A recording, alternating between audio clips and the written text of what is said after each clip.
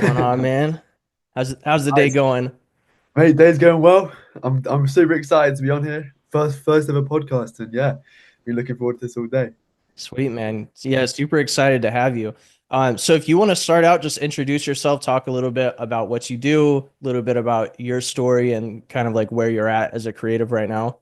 Yeah, no, that's great. So I'm a storyteller, as the weirdest label I think you've probably ever heard. But I started out probably when I was like 8 or pretty even longer, like six, 7, 8, 9, 10, around that age, really doing YouTube, right? I think my brother started a YouTube channel just because one of his friends did, and I just decided to be in all of his videos. And that YouTube went nowhere, but it was just that really birthed the place of loving creating videos. I think the next summer we started a car washing business. Then the next summer I did a bit more YouTube. But then every year, one more thing kept on being added to my plate in terms of what I wanted to do. I was being directed by passion, by fun, whatever it was. Then I bought my first camera. I took like 1,000 pictures in just the first day. I was loving it. Then the next thing was video editing. Then the next thing was cinematography. Then video editing. Then filmmaking. And just I was stacking all these things on while doing multiple businesses. I was doing the classic. I did the drop shipping, the SMA, all this type of stuff. But did some stuff in there like clothing design as well, clothing brand type of stuff, which I really enjoyed. But I got to when I was 18 years old, right? I'd done loads of this stuff. And in my mind, the whole time I was doing all these things, I was thinking, I'm resetting the clock on becoming great at this every time I start something new. So now I look back, I'm like, it's so great. I tried so many things. But when I was in it, I was like, what the hell am I doing? Sorry, am I allowed to swear, by the way? Is that right? Yeah, you're good. All right, cool. I was like, what the fuck am I doing? It's like I'm all over the place. I'm not doing anything, any one thing really, really well. And that got me down for a while. I'm in my last year of school, so I'm 18 right now. I was just in my last year of school and just finished up exams, this type of thing. And I knew I didn't want to go to university, which is the normal path. So I was like, let me just give myself a bit of time to go all in on creative entrepreneurship. I know I wanted to do that. I wasn't entirely sure what it was. And I think it was at that time I was listening. I know you're in the music space. I think I was listening to some Frank Ocean like remixes. One of those ones which is just like Frank Ocean, but it will change your life. I Oh think I was yeah. outside one evening in the summer. I listened to one of those, and I was just like blown away by how good his storytelling was. And I think that was one of the first times I realized like storytelling is a thing. And then it took me a little bit longer to piece it all together. But looking back now, I see every little thing that I did, whether it was graphic design, photo editing, starting a business. The one thing I enjoyed the most out of all of those different aspects was telling the story about it. So it all came together at this one moment. I was like, all these 10 businesses I failed in the past, all these different creative endeavors, all linked together now with storytelling. It's this really wide, diverse background that now all links to one point. My mind was like, oh my God, I've just hit a gold mine. I've got finally clarity on what I want to do, finally going at it. And then that's when I started my personal brand. And literally, I started so Project Finesse is this series I started at the time about storytelling. And the third post of mine did like 20x my average views. And then ever since then, I've just been all in on storytelling and just been loving even more about what I've been learning about it. So that's my long-winded way of saying I'm a storyteller. That's awesome, man. Yeah, it's really cool. It's definitely one of those things that people need to get more hip to, I guess, is like figuring out how to take what they're trying to get across and turn it into a story that keeps people interested. And it's it's throughout the test of time, it's been very relevant. I mean, like back when it was just cavemen, like they're drawing on the walls and stuff, telling stories about, what happened in their lives. So it's something that's, transferred from literally the start of time and just evolved so much to now. So that's really awesome. It's cool to see somebody that's like specializing in that rather than just kind of like doing it really well and just kind of keeping that to themselves, because I feel like that's what a lot of people do is like they don't even realize they're like great storytellers, but they are. So they have like a successful vlog or a successful YouTube channel or something like that, and they never really talk about like how they're actually doing that, which is really cool. What would you say are some of your goals right now? Like what are you working towards at the moment? That's a great question. And I want to link it back to something you said in there as well. So one of my goals right now is to really change the way that the creator economy grows in obviously the way that storytelling kind of plays into that. And you brought up an incredible way of the frame of how I look at this. You said cavemen have been telling stories since the start of time. And I think so many people right now, including myself, are like, yeah, storytelling is a next trend for social media. But my goal is it to turn into just the gold standard. I think there's so much good for the world that storytelling can do in terms of connection. You know, like obviously we live in a world, everyone's connected to each other, but there's not real like connection sometimes. I saw your video about it, like networking in person, like these connections can be formed through the stories that we tell, which is amazing.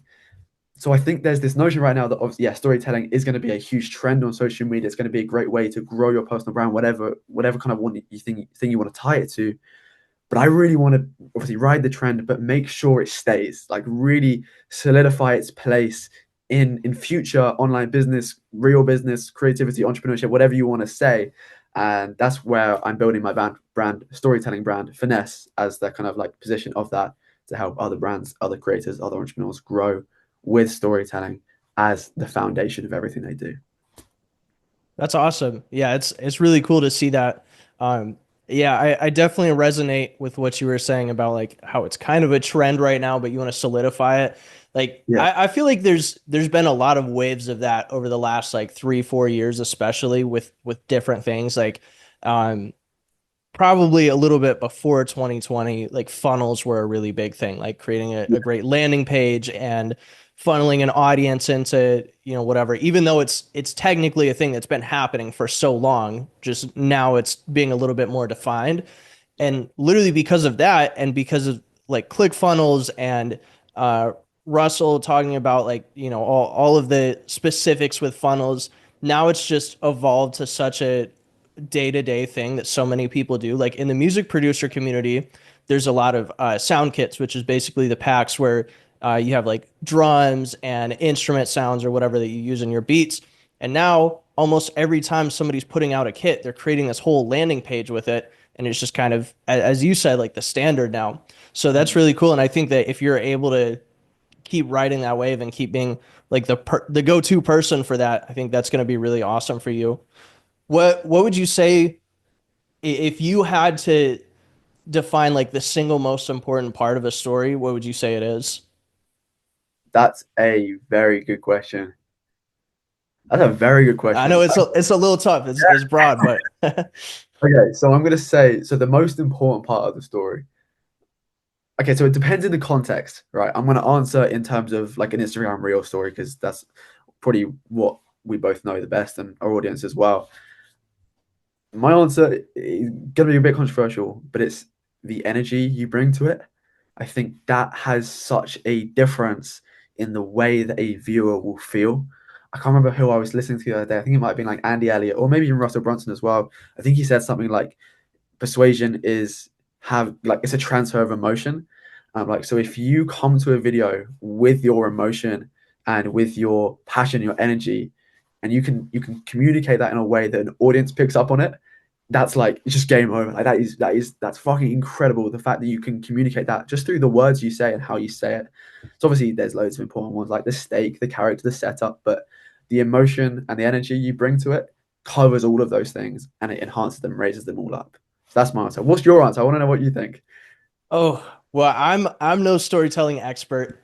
For me, I definitely agree with the delivery. I think that's definitely important.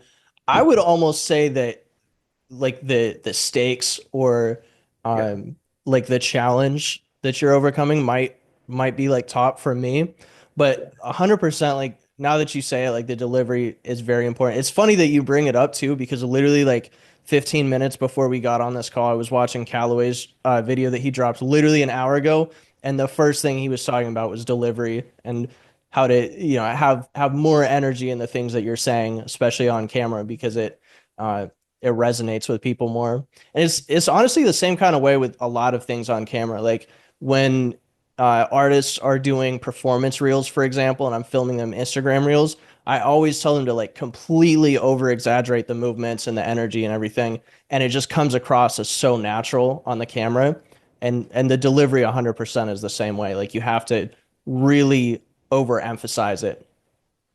that's so true. So true. I'm a big believer in not like not trying to script too hard, but just like script bullet points where you can bring that emotion back for yourself, and then you can communicate what you're trying to say in how you say it. It's definitely more important how you're saying it than what you're saying. That's not true, but it's a really important point. Obviously, yeah, and that Yeah, it's elevates definitely the overlooked. story. So bring wrapping back to the bullet points versus scripting, what's your process like on that? Like for most of your videos, are you just doing bullet points? Are you writing full scripts or like what's break down for me like what it's like when you come up with an idea to the point where you record? That's a great question. It's also very funny you've just asked. I literally posted my Instagram reel about 15 minutes ago about that topic. So it's perfect. It's perfectly fresh in my mind. But what I would do with that is, it all comes from the idea. Idea is probably king, and I think our idea is paired with what I like to call like content articulation. So it's having an idea, but making sure you can format it in a way that's going to be good for socials, and it's also well translated and communicated. So it starts with the idea, and for me, that will come just at a random time. I think we know, and I think the audience knows as well. Like as creatives, it's you get the idea when you're just doing the random stuff or not doing anything at all. That's when the idea will come to you. So I always have my notebook. I've got my notebook right here. I'll collect all my ideas. I'll just try and get them all out of my brain. I'll even do brainstorming sessions at some point just to get ideas onto paper so I can see them. So when I'm turning them into scripts, then I always start then with the end in mind. So I'm like, cool, this is my idea, where I want to take someone. So what's the path? What's the journey? So let me take my video, for example, I've just posted about teaching someone how to script, how I script. Cool, that's my idea. I got the idea because someone asked me, how do I script? The outcome is someone knows how to script. It's like, cool. Now I've got the start and the end. I just have to fill in the middle in an interesting way. Then I'll go and try and find like, how can I tie this to me? How can I tell this in a way where only I can tell it? So whether that's my story, my lens, my my framework in a way which this video, for example, has all three of those things in. How do I make it really unique that that alone will make someone want to watch it, whether they're trying to learn how to script or not? They just want to know because it's really unique and it's a different perspective. And then from there, sometimes I'll script a video like word for word.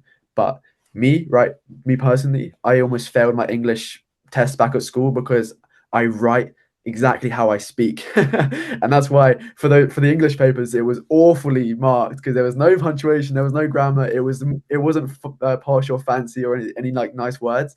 I just write exactly how I speak. So sometimes I write out scripts fully like that, but I got to that position by writing bullet points of what I want to say and giving myself an outline and a structure to follow, and then I'll just speak and fill in the gaps.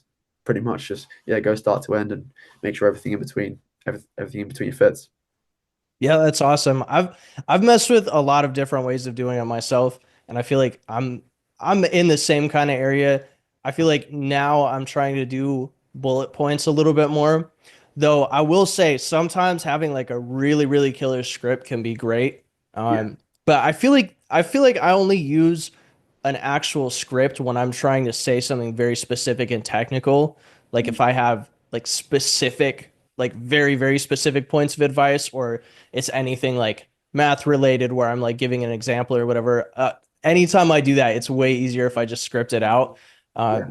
But yeah, the bullet points is 100% been like the easiest way for me as well. What are your thoughts on using AI to help with the scripting process? Have you tried it at all?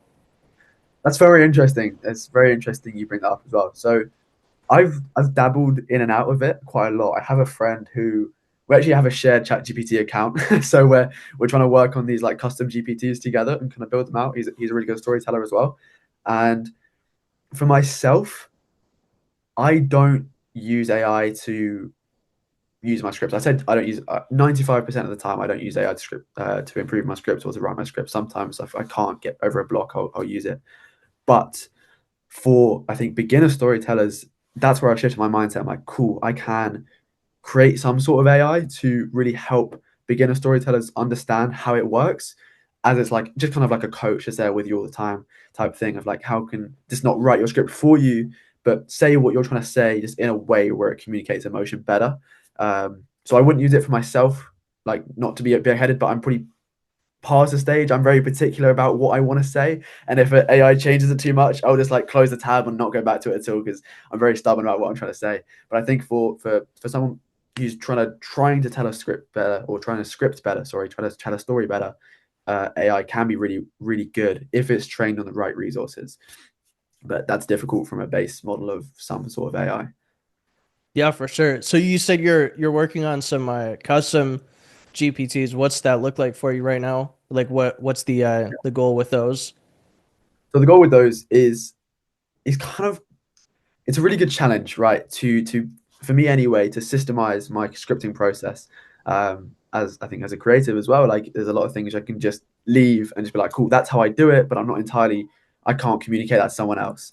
So obviously having my own kind of clients, whatever, has forced me to do that as well, which has been great. But also creating these chat GPTs has forced me to do that also, because I have to systemize my own knowledge and kind of like duplicate it in something else that can replicate it.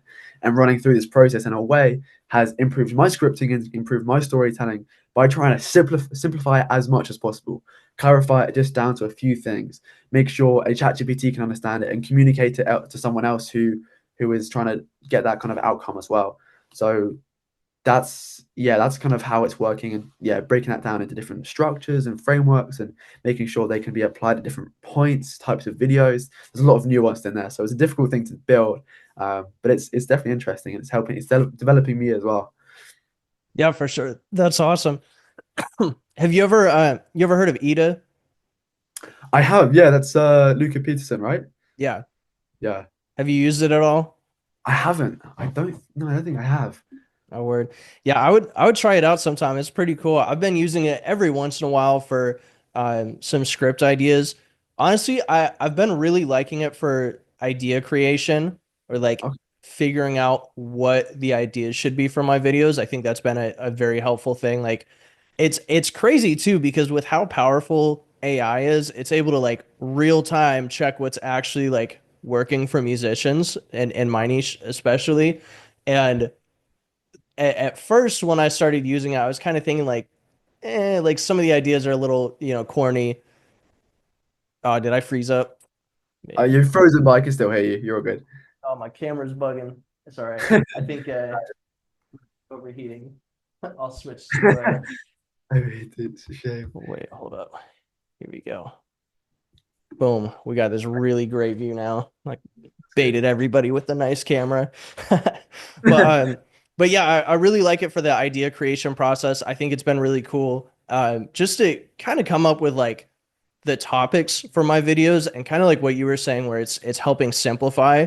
Sometimes what I'll do is I'll write out my whole script, especially for the technical things, and I'll just put the whole thing into Chat GPT and I'll be like, simplify this for me. I'm trying to make an Instagram reel, whatever. And sometimes it's been pretty helpful, but yeah, I definitely resonate with you on the part where you're saying you want to keep it like completely original to you, like not really use it as like a handicap, so to speak. But as far as like the idea generation process, I really like it because Yeah.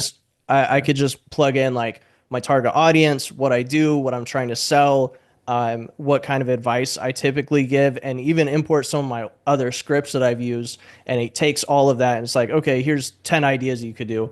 And a lot of times I don't even look at like the scripts for it. I'll just look at like the hook and I'll be like, yeah, this would be great. But Yeah. it's an interesting thing. I'm not huge into the AI systems just yet. Trying to get a little bit more knowledgeable about them at least because whether or not we like it, it's coming. Um, but Yeah. yeah, it's definitely interesting for that. No, Um, that's I like that what you said there.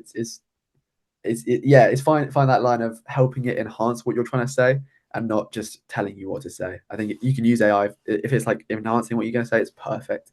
So I think like you probably picked up from speaking to me now, I speak a lot and I ramble. So if I can put that into Same, ChatGPT and it helped me like process what I'm trying to say to myself, then it's really really useful. Yeah, same, especially when you use the voice feature. Have you used the voice feature at all? yeah, Yeah, I you do. just sit there and talk to it while you're in the car or whatever. It's it's great. I love it. Um, but anyways, moving on from that, I did want to talk about kind of the projects that you have started before, as well as like compared to what you're doing now. What would you say is like your biggest fail from one of the businesses you started? I always like to ask people that. Yeah. I think I might have. I think I pretty did a bit of crypto investing, which was Oh hasn't gone yeah. very well. It wasn't much, but I think it was probably gone from like a portfolio of like £100 to probably now about five. Um, but that wasn't like that. That really didn't take much time. That was pretty much just trying to get lucky. What was my biggest fail? That's a great question. I don't know, I was quite a risk averse child, so I would always stop when my money would start to go negative. What was my biggest fail? Oh my God. I started trying to start an SMMA, which we didn't get any clients for, but now looking back, if I had, I would have broken. It was so just stressful at that time. But it's a lot of little projects I just put like little bits of time into, lots of small failures and lots of kind of like growth from those. Obviously, we've all heard, oh, failure is just learning. Yeah, yeah. Obviously, like we goes without saying. But I don't know, no huge failures. Just like like stress from businesses, not much time for spare time, this type of thing, and just not making any money, I guess. But yeah, that's the biggest one. It's not the best answer, but No, no, it's good. It honestly, it's pretty close to what I was expecting. I always like to ask people that because I feel like it's a lesson to people who are scared to try things. Because like once you figure out the thing that you want to do, like nothing that you've done before really seems like that big of a deal that you failed. Like yeah, it's almost like all of those. I mean, it is like all of those were building blocks to get you to where you are now. And I feel like a lot of people are scared to get into different things. And one of the habits that I've noticed amongst many, many successful people is they try so many things before they finally figure out what they want.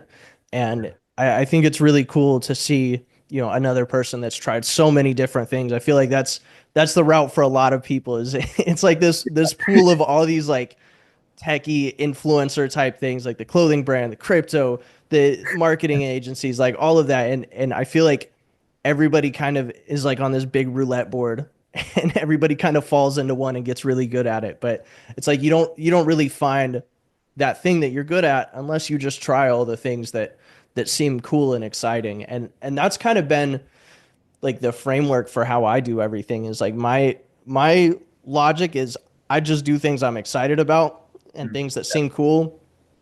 And you know, it's a lot of risks that you take doing that, and it's challenging, but it leads you to find what you're actually happy doing, which I think is an important lesson for a lot of people.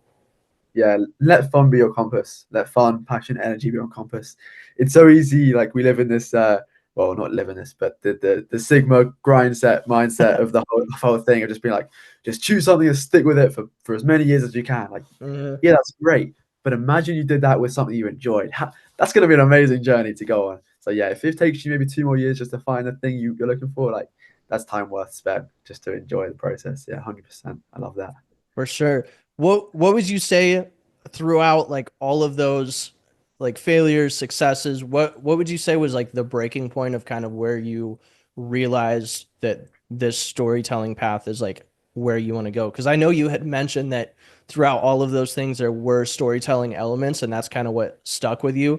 But can Yeah. you recall a time that was like or even like a specific day where you're like, dang, like maybe this is what I should go all in on?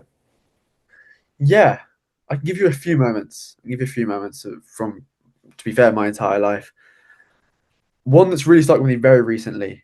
I was going to say one very at the start, but it's just popped out of my mind. I know it'll come back. But one that's happened to me very recently is connecting with other storytellers.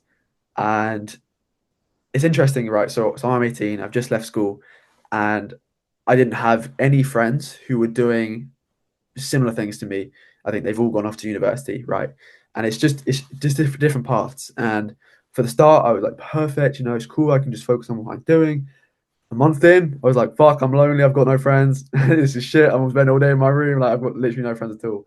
But I think I said that one day in a video, and that's when I've made some really great new friends. So I've got now a couple guys who commented on that video and just reached out to me, and they were like, "Yo, me too. Like, I'm 18 as well. I'm trying to build a business type thing." That was the start of something really, really big, which has now a couple months later grown into something really awesome. But that was when storytelling showed me that, like, this can have real life impact, like really changed my life. I think maybe a month after I met those guys, I met up with them in London, And then we've done that 6 or 7 times since, and it's been awesome. And I think especially as well, one of the guys I met who lives in Australia actually, he's over in London. Um, and we met up with him. We managed to coordinate and meet up with him at the same time. And that entire day just felt like the energy going around was just felt incredible because we're all telling stories. We're all here because of storytelling and talking about how storytelling can go so much further. Like that really felt like the start of something big. Like I always picture myself.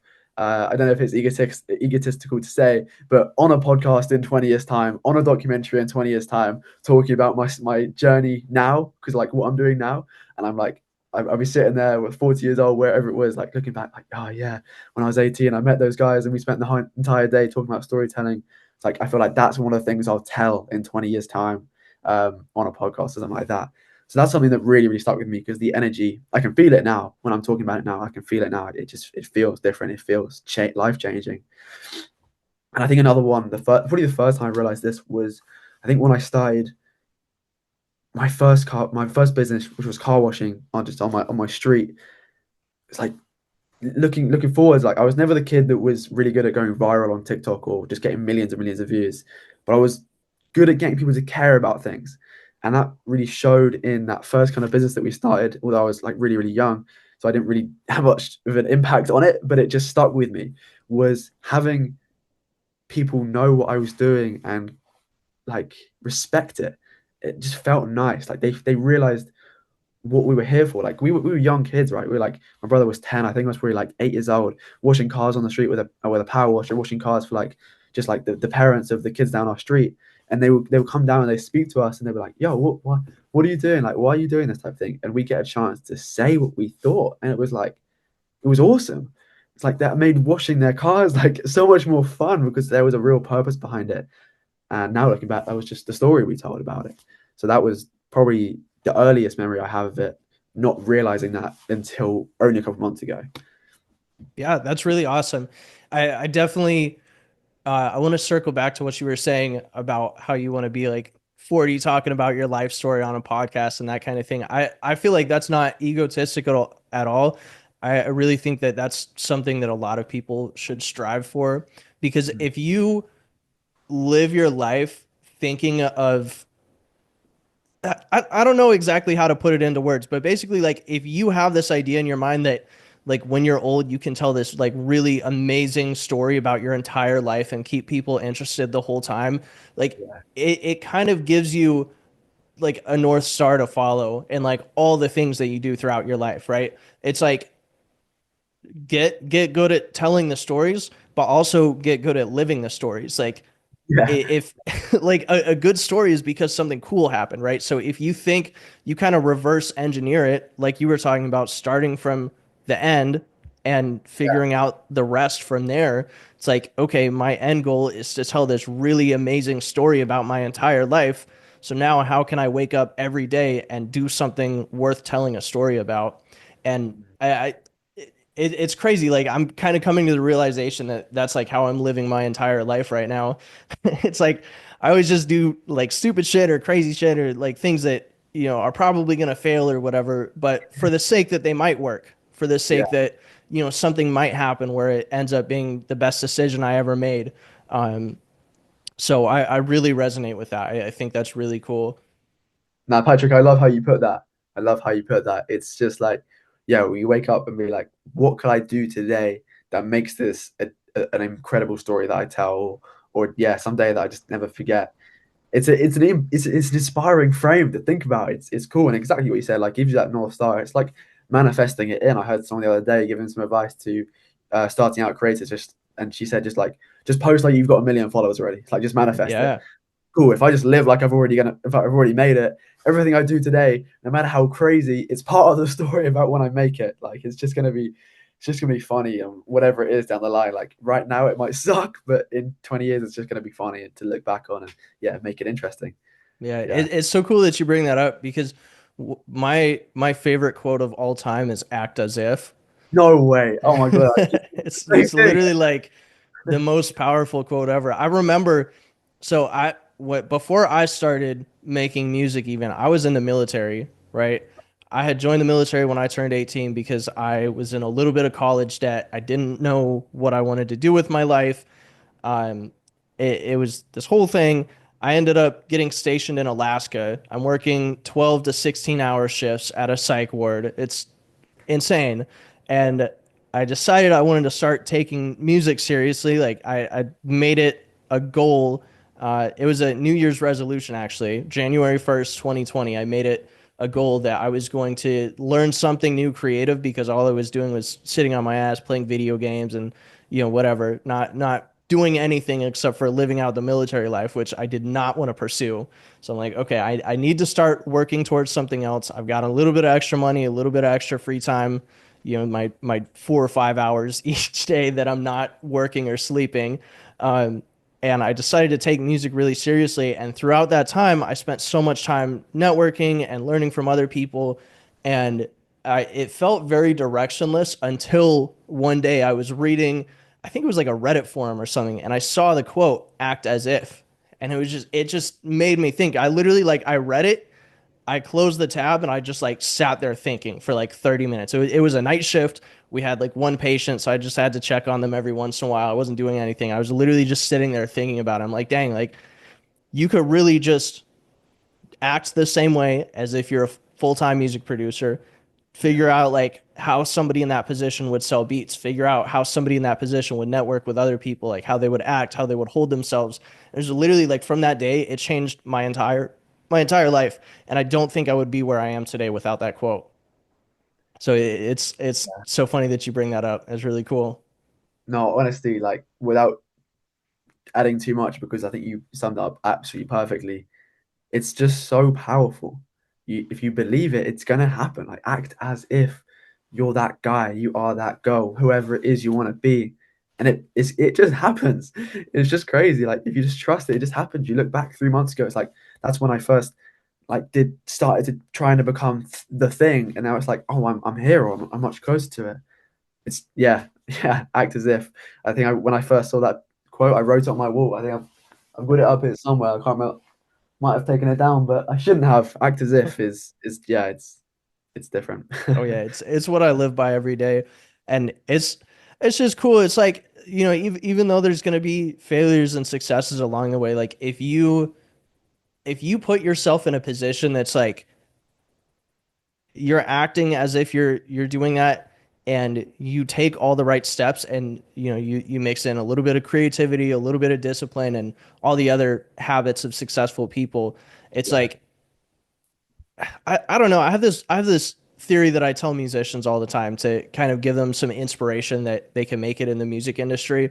And it's that if you post consistently, if you care about the way you present yourself, if you prioritize your music career, and you regularly are learning, it already puts you ahead of like 98 to 99% of the entire rest of the industry.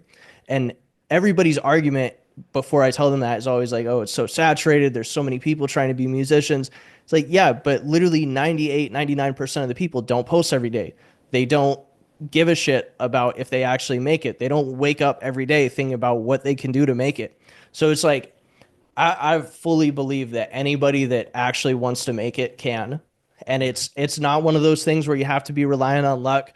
Like, there is some luck in the music industry, especially, but even if it doesn't work out as you being like a superstar, there's a place for you in the industry. You could be an engineer, you could be a producer, you could be a songwriter, you could work on sync deals. Like, there's so many different routes that you can go, but as long as you're putting yourself in that position, that's like, you're doing all of those things, you're acting as if you were that person already, like, your chances of success are way, way higher.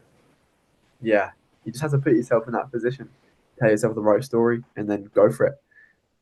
100%. Well, Yeah, cool. I think we talked about a lot of good stuff as far as the mindset goes. I yeah. would love to get a little bit more into the technical knowledge that you have about storytelling. So, if you could, I would love to hear you break down kind of like what goes into a great story. Like, what would you say are some of the most important elements of telling an amazing story? Nice. That's a great question. I think so. The question. how to tell a great story starts with defining what a great story is. And the way I define a great story is a story that's retold. So it's so powerful that someone else wants to tell it to someone else, and that person wants to tell it again to someone else. And if you look at that in a business setting, that's it's free marketing. But if it's just a great story, then it gets told and told again. In terms of, so I think I tell it in context of Instagram or social media, I guess how you want to see it. A great story starts with a purpose. Like, so if I bring up I'll just bring up my Instagram account on the screen I've got above me right here because I like looking at things to be able to kind of explain. So if I look at my Instagram account right now, my bio says kind of what my purpose is. It's like create with finesse, and then I've got my kind of business line, which is helping entrepreneurs become storytellers. That's kind of like the North Star in a way. It's that same similar mindset frame of where are you going to be in 40 years, talking about where you are now type thing. It's like, what are you trying to do?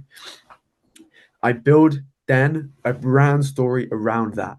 A brand story is built around who's your hero, who's your villain, what's your why, what's your goal, and then how are you going to get there. And I think I know you might have heard it's this Alex Hormozi frame where he's like successful people, they have a goal where they want to get to, they have a reason to start, like some sort of like pain, and then they have like the impulse control to get them there. And I see the same thing as like we've got the hero, so the who, we've got the villain as the consequence or the stakes of the story, then we have our why, which fuels the entire path, we've got our goal and where we're trying to go, and then we've got the what, which is going to help us get there. And that just creates this like three-dimensional personified story to buy into. It's a narrative, it's something that's there. And that's the most important thing. And I think without trying to sound too much like a guru of like, oh, this is what most people miss, but like that is what most people miss. And honestly, when I've back in maybe October or November time, like I lost this for myself, and it like my views plummeted. It didn't feel like as fulfilling.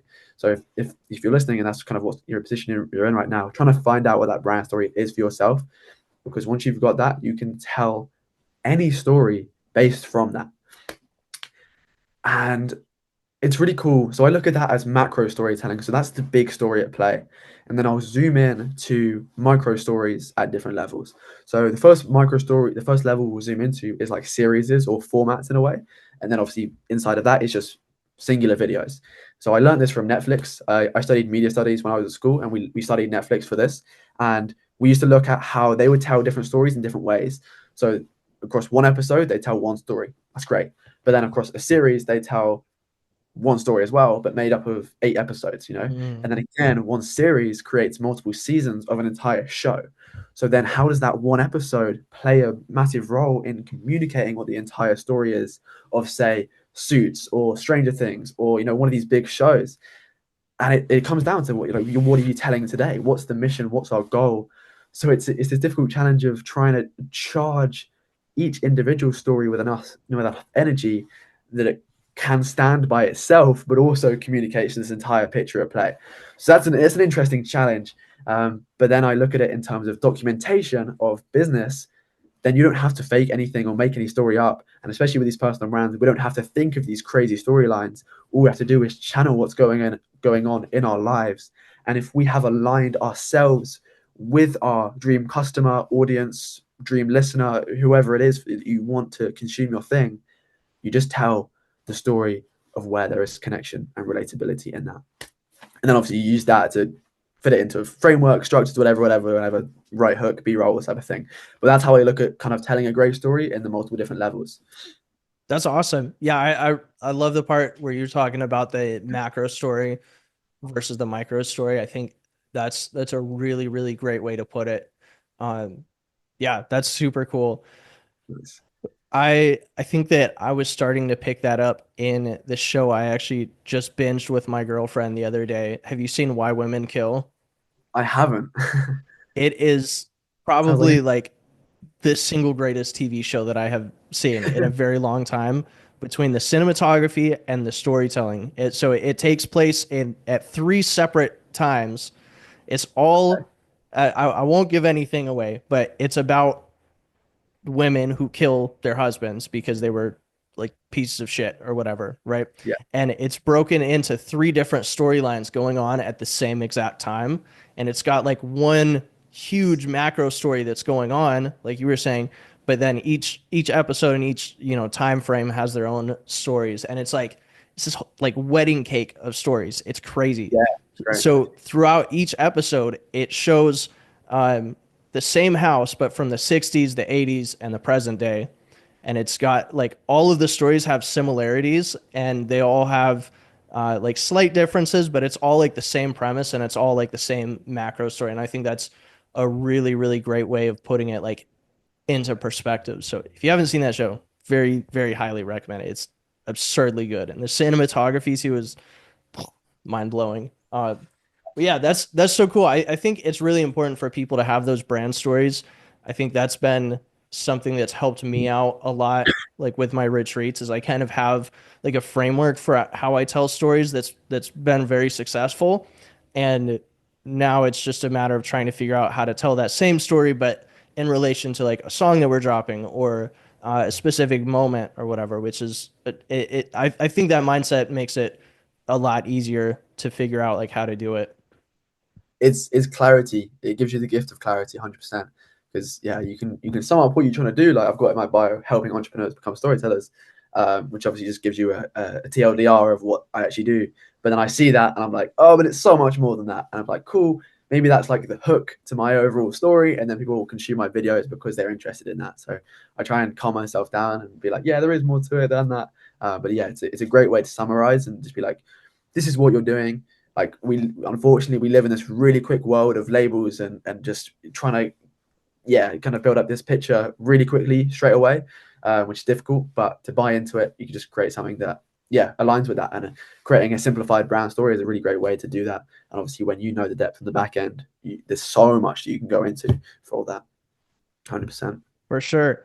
If let's say you were helping somebody out create a story for their brand, what would be some of the questions that you would ask them or some of the points that you would try to bring up to figure out like how to tell that story really well? Kind of looking for like actionable things that that creatives can take to start developing that. Yeah. So I guess so. Say for example, you're the person I'm trying to help. I'll ask you why you're trying to tell your story. I am trying to tell my story because we run a really cool event with musicians that fly out to a mansion and make some of the best music of their lives. That's awesome. Why is that important to you? It's very fulfilling to me because not only are people in an environment where they get to kind of act as if they were full-time musicians for the week, but we also grow such great relationships that people kind of have.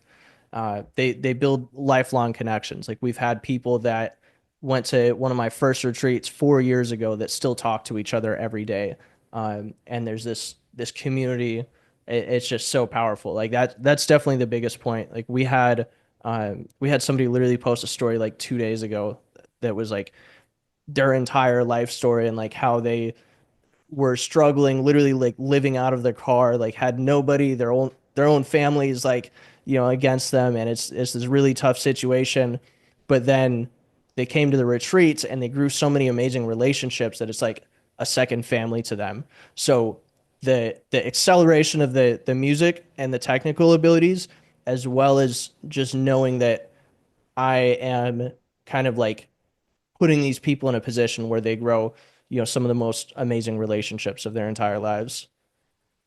That's beautiful, man. I mean, it's great you can have such a big impact like that. If money weren't in the picture, then why would you do that? Why would you keep doing?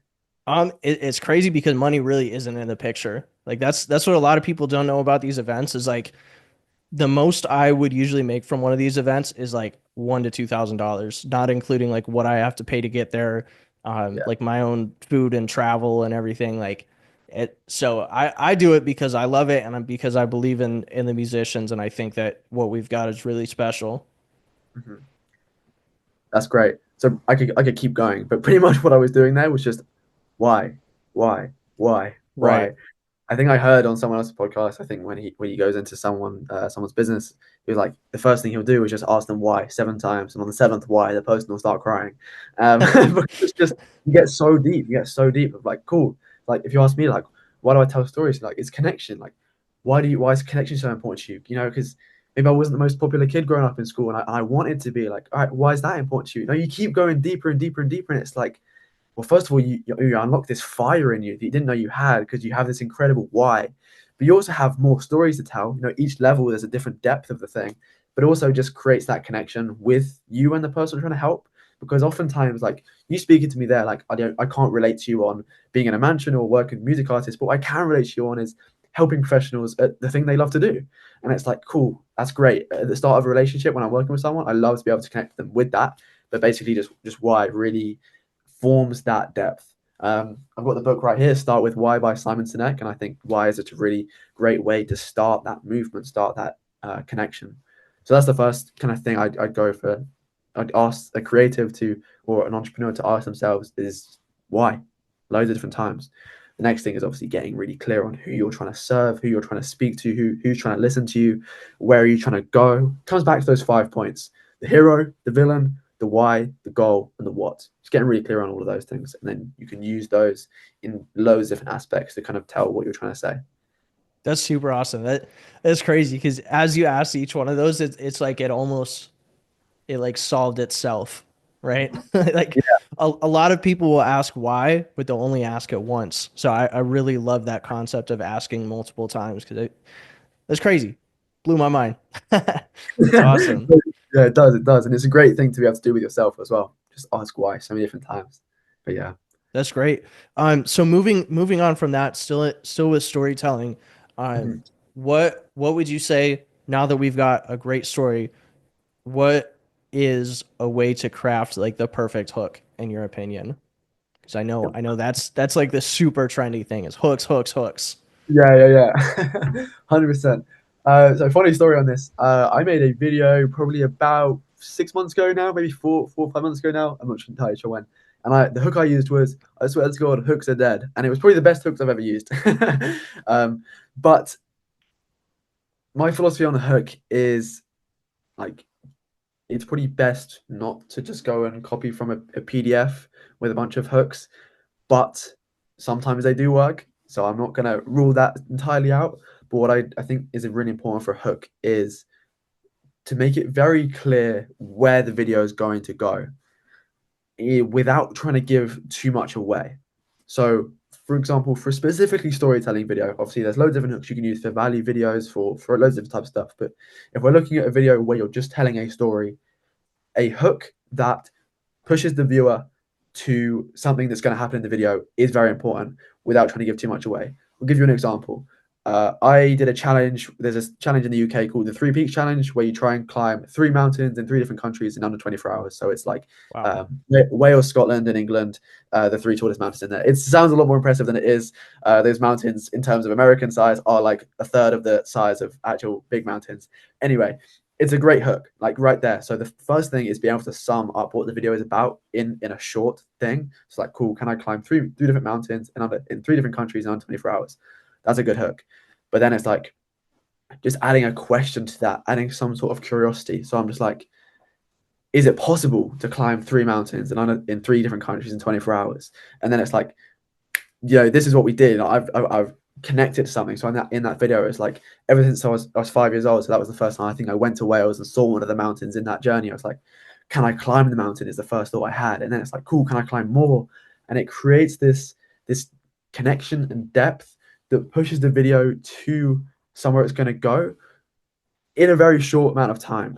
So it's just like this first sentence is initially attention grabbing. You're getting someone's attention of what's going to happen with some clarity and some curiosity, but you're not giving full context. That is sprinkled in later in the video. I feel like I'm rambling now, but one thing No, I no, would it's like to good, say man. extra on that is, we're often told the hook is 3 seconds long because our attention spans are so short. I think if someone likes the look of your video and they like the way you speak, they'll give you at least 10, 15 seconds. Or That's that's interesting. might be different, but if you look at your average view duration, it's like maybe between like 8 and 17 seconds for the average video. Whatever that number is for you, that's how long your hooks are. So you don't have to cram huge amounts of scream at the camera into the first 3 seconds. You can actually just set up where the video is going to go in 10 seconds, and it just allows you to relax a bit more. So I'm like, cool, for the video I've just posted today, I'm like, for the past 94 weeks, I've posted a video pretty much every single day while building businesses, while being in school. And that hook is a bit longer. But right there, you're like, okay, basically he's trying to teach me how to script in short in an efficient amount of time. Like that's quite good. I think I watch for that one because it makes sense. Like it gives me a lot more from it. So I really like that approach as well. But yeah, hook is definitely something that's a bit more confusing. Yeah, no, that's a really cool way of putting it, like looking at your average view duration. It seems like as a society, we're kind of moving almost backwards from like what the trends have been recently. At least like from my audience and my perspective, that's what I've seemed to notice is like I feel like there's just been an oversurge of overly edited, super like fast-paced content that is like there's going to be people that still want that, but there's a growing audience of people who want everybody to just chill the fuck out and like Yeah, make some real content. And I've yeah, I've been experimenting with that myself personally by doing raw vlogs where it's like the grandpa style vlogs, if you've heard of that, where it's like Sam yeah, Solak and like anybody else who does those videos where it's like 20, 30 minutes. They're just talking to the camera. It's not a bunch of like crazy edits and like hooks and sound effects and stuff like that. It's just yeah, like raw knowledge going a little bit more in depth, almost like a podcast, but like without a guest or whatever. yeah. And I think that has been, I don't know, it's been really fulfilling for me because it's not, I don't know, it's not like trying to get attention in the first second, like all this stuff. It's like focusing more on making content for the people who are going to get the most out of it rather than trying to get the most people to see the content. And I think that's where a lot of people seem to go wrong. And I think that's one of the things, just from observing your Instagram specifically, that you do really, really well. Like, compared to some people who are like, in a similar space that have like 100, 200, 300,000 followers, it's like you're brought up in the same conversations as those people because in this specific niche and in this community, you're hitting all the right people rather than trying to hit the biggest audience pool, which I think is really cool. And I think a lot more people could benefit from trying to do that same thing. Would you agree? I would agree. I think that's a really good point you bring up. Without being too, I don't know whatever about it. It's quality of viewers over quantity of viewers. And I think it's that typical influencer model which pushes us to want to get the millions of views because it looks good. And obviously, if you're looking for brand deals, they'll pay you for the more amount of views you get. But that is changing. That is moving. Like talking to some of the big brand owners, they're really looking for people who have quality of viewers in a specific area where the creator isn't a creator, they're a leader. That's exactly why we're called followers. It's really primal, it's tribal. The creator is the leader, and they follow the person they want to learn from or want to get some sort of value from. I think, yeah, that's a really good point. Yeah, thanks for bringing that For up. sure. That's Most definitely. Yeah. I just think it's such a important thing recently. I started to notice it maybe like a year ago when I started like really diving into content and trying to figure out how to make content perfect. And what I realized for musicians especially is that a lot of times you don't want to follow a trend and like have some random video that's not really true to your brand get like millions of views because then you're going to get a bunch of followers that aren't giving you any engagement because they followed you for some stupid trend that you did or like a comedy skit or something like that. It has nothing to do with your music, even if like your music was playing in the background or whatever. And it's like I would so much rather have 1,000 people that follow me because of the things that I teach and like actually watch my YouTube videos and like the content that seems a little bit more dull to other people than have like 500,000 followers and they're all like kind of in, kind of out. Like they don't really know what I do. Like it's it's still a lot of people. Like 1,000 people is a lot of people when you actually think about it, yeah, especially if they fuck with what you do. And that's really just what more people need to be hip to. Because it's like you're not trying to be like a political channel where you're trying to like rage bait a ton of people and to get the most clicks possible. Like yeah, your product, so to speak, is not your social media. Like your social media is your way of getting your point across to people. And it's like I I don't know. It's a lot of people that think that they have to be like you said in that influencer mindset where they have to get like tons and tons of views. It's like you're not trying to be Jack Doherty. You're you're trying to, teach people how to tell amazing stories. You're trying to teach people a very specific thing. And it's honestly better if it's a smaller audience because then you're going to be able to give the most help to those people, you know? Yeah, I really like the way you brought up there. I think the way you think about it is great, and I think it's really good. But as you said in there, social media isn't the product. You know, content isn't the product. I've gotten into that mindset of thinking that it is, and first of all, it's quite stressful because you have to put Yeah. so much into every single video. But when you just relax a little bit, and whether you put yourself into the influencer mindset, but for your own business, I think that's an interesting frame of cool how like influencers in the past have been influencers for other people's businesses. Can you be an influencer for your own business? I think that's quite an interesting frame. And when it is like that, you just show up as a person, as someone who just cares about the product, cares about the business, cares about what you're doing. And yeah, you just have that real connection base from it instead of just trying to be something you're not and screaming down the camera and all this type of thing. Yeah, rage baiting and just trying to get as many clicks as possible. Because at the end of the day, if you do that, that type of content when trying to grow a business that actually has a paid product at the end of it, maybe it's different for free stuff because anyone can go for it. But when it's actually paid and you're trying to get some great results from it, or really trying to build a community around it. Yeah, it's not even paid, sorry, just a community around it. So it applies to music as well. You want people who care. You're not trying to get people who've only clicked on it because you said an outrageous hook. You know, you want people to buy into the same thing.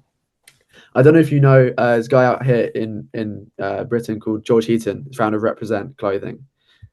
I don't think so.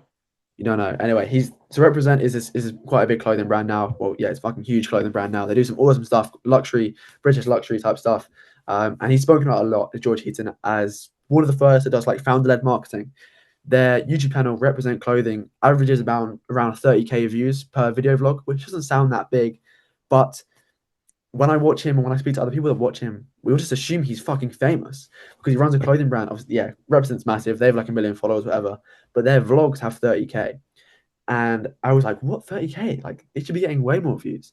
But what it is they have 30,000 viewers who are actually buyers watching the videos.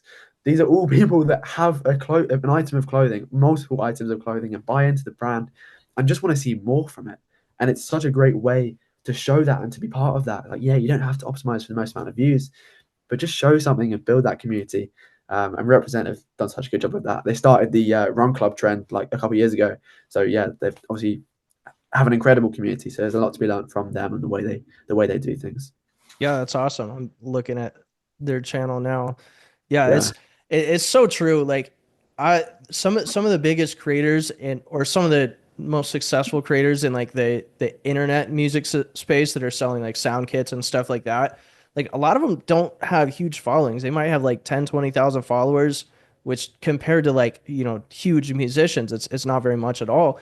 But they sell like way more than some of these big musicians do. And a lot of these like rappers and singers and stuff who get into these like label deals are actually broke. I did a video about it not too long ago. It's like your favorite artist is probably broke because a lot of them are. A lot of them sign these huge brand deals and they've got like a big marketing budget and they have like a recoupment thing. And then as soon as they get dropped from the label, it's like they've got nothing because the label has all of it. And it's like they're not pulling a lot of weight on their own. And it's the independent creatives that are actually, doing more and making more money and having a bigger impact and everything like that, which is, I don't know, it's just a really interesting perspective, and it's kind of like the anti-hero perspective or the anti-hero take on it, which I really like. I always like being the guy that questions everything. They like I go against the norm because that's where you're gonna find what really works out for you. Being the But yeah, underdog. 100%. I love sure, that. yeah, you have That's to. interesting. Though. That's interesting what you said. So with the kind of smaller creators smaller artists that you see, how are they monetizing? Well, for producers, a lot of the times it's with the packs that they sell because Yeah. they're selling it's kind of like in the video editing space selling like Premiere presets and things like that. It's similar, uh, but they've built up these like cult like followings of people who want to be like them, and their products, most of them are pretty unique, but it's not like the most groundbreaking shit you've ever seen. Like it's at the end of the day, like you can make drums sound a little bit more gritty with a couple plugins, or like you could get another pack that probably has some similar stuff. You get a Splice subscription and just download a bunch of sounds, but just like with LUTs, somebody might sell a LUT and it's like not really that much different than something you could get on like Motion Array, but Mhm. it's because they have a following of people who want to be like them, so they're able to easily sell a product. As far as musicians that are like releasing music and that's their main thing, it's a little bit of a different story because as a musician, you get paid shit from Spotify. Like Spotify, Apple Music, it barely pays. It's like 0.0032 cents per stream or something like that. It's awful. So, Like uh, £4 a stream or something, isn't it? you said Yeah, what? £4 per thousand stream or something like that. Something like that. Yeah. If you get a million streams, you're it's country dependent. So you're Mhm. supposed to get somewhere between like $2,000 and $4,000 for a million streams. Yeah, And I've that's seen. if you own 100% of the song. That's assuming there's nobody that helped produce, nobody else helped write, nobody is helping you promote. Like you own everything. And a million streams on a song is hard to get. Like people Yeah. don't just get a million streams. So with all that in mind, it's very tough as a musician, and it's hard to get off the ground. But their ceiling is so much higher. Like once they surpass a certain amount, and what a lot of musicians need to start doing is creating more monetizable products around what they do by using that mindset of like people want to be like you, people want to be more connected with you, and if you can successfully bring in your audience to want to be like you can have things like a paid community. You could Mhm. have early access to certain drops. You have merch. You have your all your music on vinyl. You have shows. You have like there's so many different things you could do. But the Yeah. problem with a lot of these artists is they just know the classic mindset of like I have to go viral and then I have to get a ton of streams, like so many streams that it's going to pay my bills. But that just doesn't happen. It's not realistic. So my point is that if you have a small following as an artist, you just need to make a lot of content that is very true to you. It's still discoverable, but it's very true to who you are. And if Mhm. you're able to mix in enough content that's discoverable as well as middle funnel content that's able to get people more invested into like you as a person, and then bottom funnel content that's like shows and merch and things like that while creating products for people, that's going to be your best bet because then you get the quality people and you become super successful that way. One artist that does this really, really well is La Russell. I don't know if you've ever heard of him. He's a Bay Area artist out of California. And he has so many different avenues that he's in, but he's always dropping some really creative way that helps him make some money and helps people invest in him. So he literally has a way that you can invest in his music. There's I forget what it's called. He started like something where you can like buy a percent of his songs like before they drop, which is That's cool. crazy. Like no other musicians do that, and it's really cool. So like if the song blows up, you'll turn a profit, but either way, you're more connected. And he Yeah. also has something that he sells called the golden ticket, I think. And it's so crazy. You can there's not like a set price on it. You fill out Mhm. this Google form of like a little bit about yourself, whatever, and then it just says make an offer. Like just make an offer, and if he feels like it's reasonable, he'll accept it. If not, he won't. But this golden ticket allows you permanently for life free access to every show he ever does, no matter how big he gets.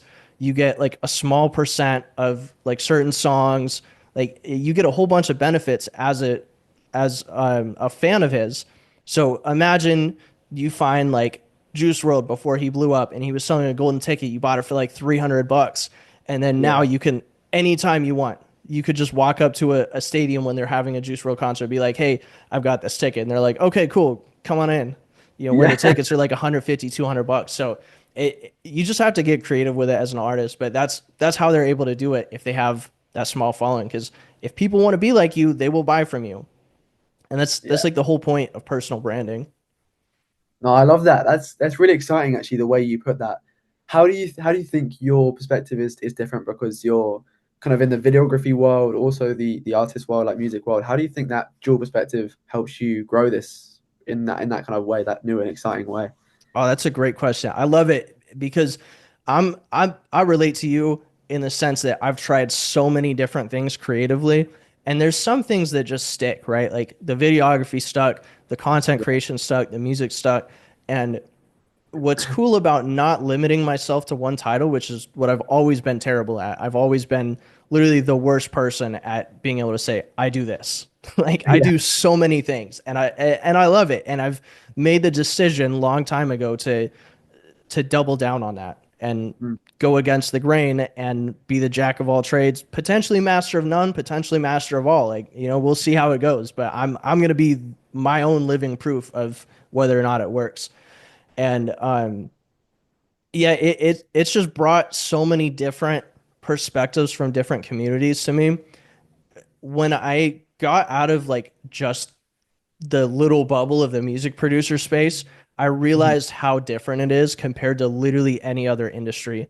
Like producers have their own lingo, they have their own systems and formulas and phrases and things that they say that like nobody that doesn't make music would be able to understand. Like if I asked you if you knew what phrases and accents were, you would probably say nothing related to music. You probably say something about like a British accent or something like that, right?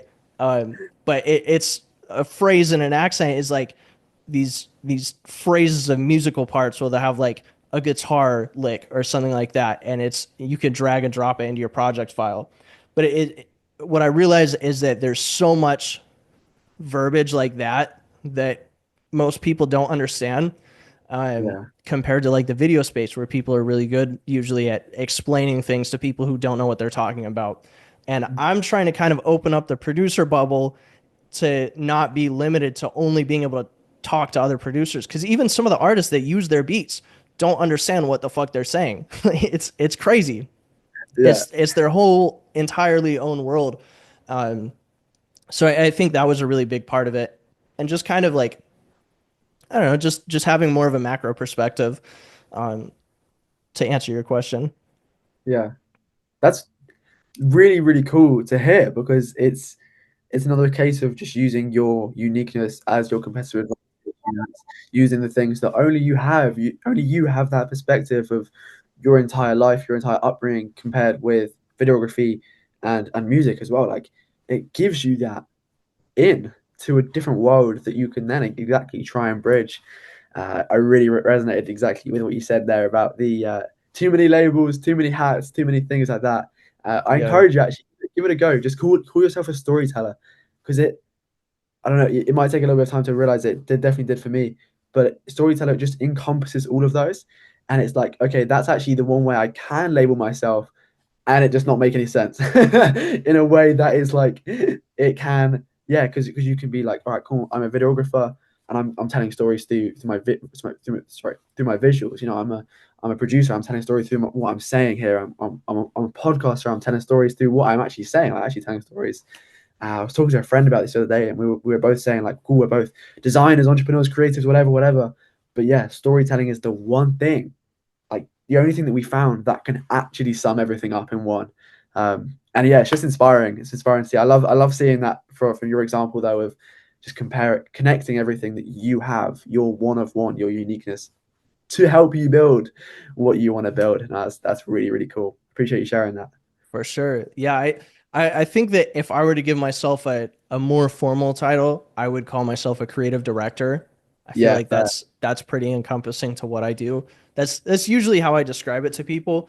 And what I've noticed with the whole like having different labels thing is more and more people are starting to catch that wave of like, doing a lot of different things. And yeah, I think the way that you can really stand out while doing that, and kind of my own personal compass for that, is having a goal of being the only person that somebody could come to get exactly what they need done in with your unique combination of skills.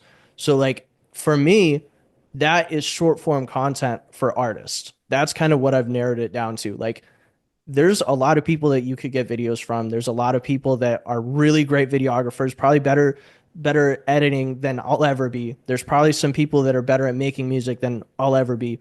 But there's never going to be somebody that's going to be better than me at helping an artist create the story for their song, make visuals around it, give them the full rundown on like how to make it go viral and how to do really well with it and be able to resonate with them on an artist or a producer level because I've done the videography, I've done social media for not only musicians but other brands and other types of influencers that's gone super viral as well. I have produced music. I've done my own artistry with my own vocals and everything. Like I can resonate with them on all of those levels. And when you take the people that can resonate with somebody on like all four or five of those different levels at the same time, it wipes out like 99.999% of people. And Yeah. chances are you're never going to find the other person that's pretty good at doing that. So I'm trying to be like the go-to person for that. So you don't even have to question it. hmm I really resonate with that. And to be not devil's advocate in a way, but I agree with you and I disagree with you at the same time because someone listening to this could be like, all right, cool. I like what he's doing. Like, I'm just going to spend a year learning videography and then spend another year learning like artistry in a really deep way. And then in 2 years' time, I'll be at the same position as him, which in theory works. But obviously, in reality, it doesn't because, and that's just the one thing that I think you didn't say, which or you mean, but is just like maybe you've got those 4 or 5 touch points of only things that you know. But really, see, those are skills. Like other people can learn them. There's the one which no one can copy, which is just the way you see things, your mindset.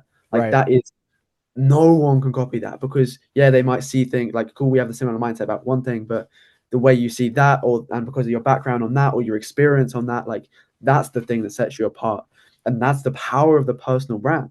Because yeah, you can have these skills, you might share the same skill set as someone else in theory, in terms of words, but in terms of depth, in terms of experience, and in terms of what you actually know about it, that's where you really get separated from, and that's what people buy into for you. So yeah, For that's what, sure. Yeah, yeah, yeah, that's definitely what I was getting at. Is like yeah. the not necessarily because of all the specific things that I know, but because of like my different experiences in life. And that's it's so true. It's like for anybody, you should combine all of your life experiences to get really good at something and continue to learn, continue to do things that excite you and if you as long as you do that, you will be a successful person. The chances of you not becoming a successful person, if you're disciplined, you're using your life story as your advantage, you're using your own personality as your uniqueness, like there's like no way you don't become a successful person if you do all of those things. Mhm. That's so true. And also, if you define success as doing what you were meant to do on this world, like coming in and fulfilling what you were meant to do, then just by the proxy of having that as your goal, you've already achieved it. it's Yeah, just a cheat code. Like, all right, awesome. Like, no. literally. And then all like the material success, all the connections you make on the way, it's just a bonus. Like, yeah, that's awesome, bro. I'm really glad we got onto this as a topic, some random way, some whatever pulled us onto this topic because yeah, obviously For seeing such sure. it's awesome. Well, cool, man. I think that's really the majority of what I wanted to cover, unless you had anything else. Do I have anything else? I don't think I have anything else. Yeah, I think I've pretty much covered what I want to say. Yeah, No, for that's it. sure. Yeah. What are some ways that people can support you and what you do? Support me. Well, support me by supporting yourself. Tell your story. Tell your story. If we all tell stories, then the storytelling trend rises. If you specifically want to support me, go follow my Instagram. I've got Instagram. It's SethL.Lloyd, or just I'll spell it out. So SETHL.LOYD. My surname's a Welsh name, so it's said differently to how it looks. But anyway, yeah. So go follow that. See what I've got content wise, and if you're interested in it, buy into what Finesse is. We're not really selling anything yet, but it's a brand and it's a movement we're building up and experimenting with different projects with that. So whether you listen to that as this comes out, be a part of it, follow along, message me any questions. If you listen to this in 1, maybe even 2 years, I guess you'll see what we've got. You can see what we've got to offer. But yeah, that's me. Awesome, man. Well, I really appreciate your time. Thank you so much for coming on here. This is went even better than I expected, which is awesome. I think we covered a lot of great stuff, mindset stuff, actionable items for people. So yeah, really great conversation. Thank you so much for your time, man.